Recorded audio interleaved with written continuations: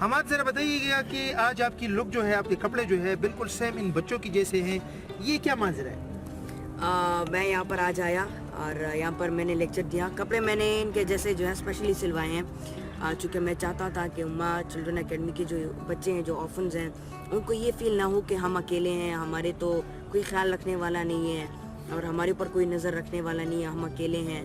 इसलिए मैंने ये कपड़े एग्जैक्टली इनकी तरह पहने हैं, क्योंकि इनको फील हो कि ये लोग अकेले नहीं है, इनके साथ जो है पूरी कौम खड़ी है हमारे समेत। माशाल्लाह, ये आप लोगों ने सुना, हमाद ने स्पेशली इस सेशन के लिए एक पूरा दिन उन्होंने इन बच्चों के साथ गुजारा और इस पूरे सेशन के लिए इन्होंने स्पेशली ऑर्डर पर ये कपड़े सिलवाए थे ताकि मैं भी इन बच्चों के जैसे दिखूं। और यकीनन ये बात जो कोई भी इस वक्त सुन रहा है उसको भी बड़ी खुशी होगी कि ऐसी सोच इस बच्चे की है, छोटा है लेकिन उसकी सोच जो है वो अजीम लोगों की जैसी है। अच्छा बच्चे बताइएगा, हमाद आया हुआ है तो आपको कैसा फील हो रहा है? ये तो मुझे ख्वाब लगा। अच्छा, ये बताइए कि कैसा फील कर रहे हो? ये जो साथ खड़ा है कौन है? सर ये तो मुझे लग रहा है कि ये भी इस उम्मा में एक स्टूडेंट है। वाह, अच्छा, मतलब आपको ऐसा लग रहा है कि ये उम्मा का ही स्टूडेंट है? वो किस बात से लग रहा है? सर क्योंकि इसने तो उम्मा के कपड़े भी, उम्मा के हमारे स्कूल का जो ये ड्रेस है, यूनिफॉर्म है, इसने ये पहना हुआ है। हमाद आए और आप लोगों ने देखा कि वो सुबह से मतलब लगा हुआ है, तकरीबन दोपहर भी गुजरने वाली है, तो इस दौरान इतना टाइम बिताने के बाद आप लोगों को क्या फील हो रहा है कि ये ख्वाब है कि हकीकत है? मैं तो ऐसा फील करता हूँ कि ये ख्वाब में देख रहा हूँ, लेकिन हमाद का ये मदद मैं कभी नहीं भूलूंगा, ये नहीं कि कभी भी मैं नहीं भूलूंगा। चल आप कर ले। हमाद साहब, आप यहाँ पर आए हैं, इस एकेडमी का विजिट किया, 5 मरतबा आए हैं, आप क्यों यहाँ पर आते हैं इन यतीमों के साथ बैठने उठना, आप इसके साथ खाते भी है, इसका ये आज ड्रेस भी पहना हुआ है, आप ये क्यों करते हैं इन यतीमों हमारे साथ? सबसे पहले मुझे बहुत ज़्यादा खुशी होती है यहाँ पर आके, चूँकि यहाँ का एनवायरनमेंट देखकर, यहाँ का बच्चों का डिसिप्लिन देखकर, उनको लोगों को इज़्ज़त देना मुझे बहुत ज़्यादा अच्छा लगा। और यहाँ का एनवायरनमेंट भी बहुत ज़्यादा अच्छा है, बच्चे डिसिप्लिन है माशाल्लाह, बहुत ज़्यादा अच्छा लगता है मैं यहाँ पर आता हूँ। और कपड़े इसलिए पहने क्योंकि इससे पहले भी मैंने बात की कि मैं नहीं चाहता ये छोटे छोटे जो बच्चे हैं इनको ये फील हो कि हम अकेले हैं, और मैं इसलिए इनको ये फील कराना चाहता था कि हाँ आप लोग अकेले नहीं हो, पूरी कौम आपके साथ खड़ी है और इंशाल्लाह हम आपकी मदद करेंगे।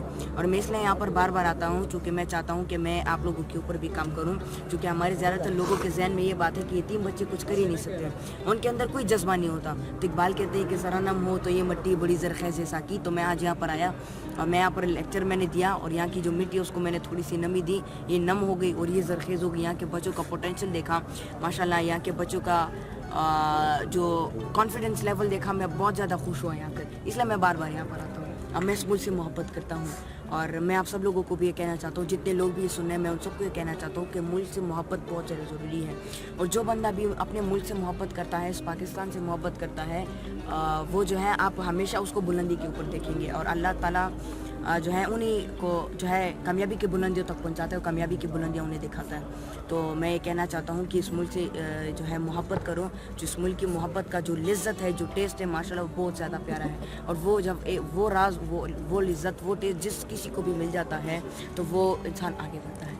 और आप हमसे क्या तवक्को रखना चाहते हैं कि अगले आने वाले वक्त में आप अगर हमारा मदद करेंगे तो हम किस तरह के लोग बनेंगे, किस तरह के माशरे के? इंशाल्लाह आप सब को, पहले तो मुझे आप सब लोगों से उम्मीद थी, लेकिन आज मैं यहाँ पर आया, मैंने जो प्रोग्राम किया, जो 3 घंटे का मैंने जो सेशन लिया, आज मेरी उम्मीद जो है यकीन में बदल गई कि इंशाल्लाह आप सब लोग लीडर बनोगे, इस मुल्क को लीड भी करोगे, उस मुल्क की तकमील में, इस मुल्क के काम में अपना हिस्सा ज़रूर अदा करोगे। ये कुछ पूछना चाहते हैं? अच्छा जी, हमारे आपने फ्यूचर में क्या इरादे है, क्या करेंगे, क्या बनेगी?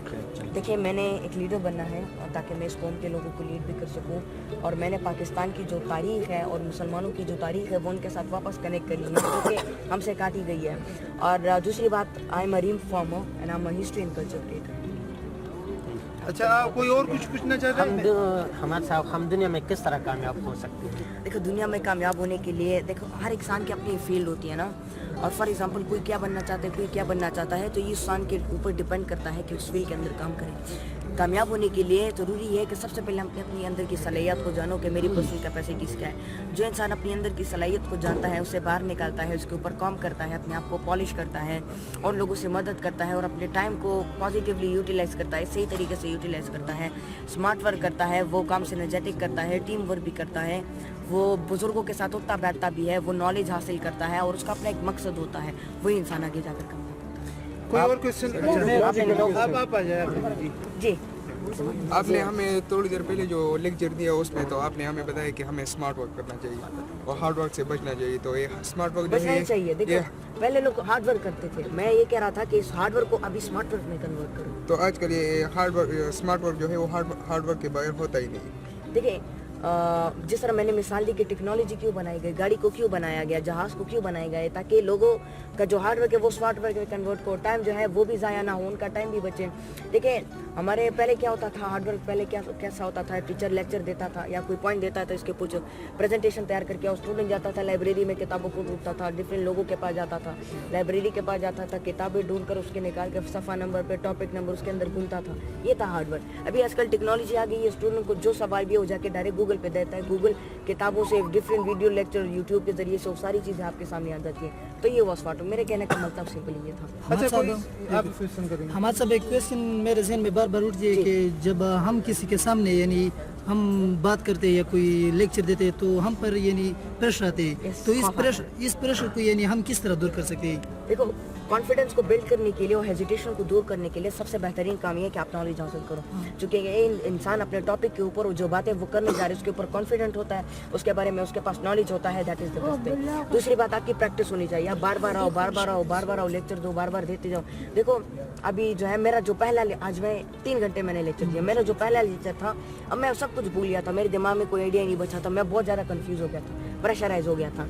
लेकिन जब मैं बार बार आता गया मैंने लेक्चर्स लेना शुरू किए, प्रेजेंटेशन स्पीच कॉम्पिटिशन्स में मैंने हिस्सा लेना शुरू किया, मेरा कॉन्फिडेंस भी हुआ। सबसे पहली बात नॉलेज हासिल करो, अपने नॉलेज के ऊपर कॉन्फिडेंट ये हो, कुछ और पूछना दूसरी बात चाहते हैं। प्रैक्टिस ज़्यादा कीजिए। तो सर जी ये आपकी ज़रा सा डेली रूटीन बताइए क्या? मेरा डेली रूटीन, मैं सुबह 6 बजे उठता हूँ और नमाज़ पढ़ के फिर मैं एक्सरसाइज करता हूँ, एक्सरसाइज करने के बाद मैं नहा के अपना ब्रेकफास्ट करता हूँ, फिर मैं स्पोकन यूनिवर्सिटी जाता हूँ 8 बजे और वहाँ से 8 बजे के शाम 8 बजे तक वहाँ पर मैं होता हूँ, मैं क्लासेस लेता भी हूँ, सीखता भी हूँ, स्कूल स्टडीज़ भी मैं उधर ही करता हूँ, फिर दूसरों को ग्राउंड में लेक्चर्स भी देता हूँ, दूसरों को सिखाता हूँ।